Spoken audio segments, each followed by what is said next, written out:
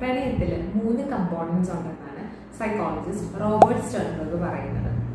ഒന്നാമത്തത് ഇന്റിമസി. രണ്ടുപേര് തമ്മിലുള്ള ഇമോഷണൽ ആൻഡ് ഇന്റലക്ച്വൽ ബോണ്ടിങ്ങിനെയാണ് ഇന്റിമസി എന്നുള്ളതുകൊണ്ട് ഉദ്ദേശിക്കുന്നത്. ഇന്റിമസി ഉണ്ടെങ്കിൽ നമുക്ക് പരസ്പരം കംഫർട്ടബിൾ ആയിട്ട് സംസാരിക്കാൻ പറ്റും. ഇനി രണ്ടാമത്തെ കമ്പോണന്റ് പാഷൻ. ഈ പാഷൻ അതിന്റെ പീക്കിൽ നിൽക്കുമ്പോൾ നമുക്കൊരു ഫിസിയോളജിക്കൽ എറോസൽ അല്ലെങ്കിൽ ഒരു പോസിറ്റീവ് ഫിസിക്കൽ സെൻസേഷൻ ഒക്കെ ഫീൽ ചെയ്യുന്നുണ്ടായിരിക്കും. ഇനി മൂന്നാമത്തെ കമ്പോണന്റ് കമ്മിറ്റ്മെന്റ്.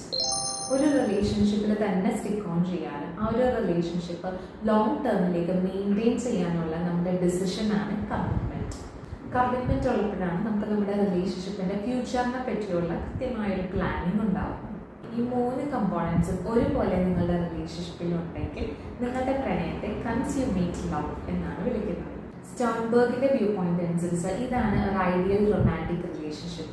ഇങ്ങനെയുള്ള പാർട്ട്നേഴ്സ് തമ്മിൽ ഒരു അൺകണ്ടീഷണൽ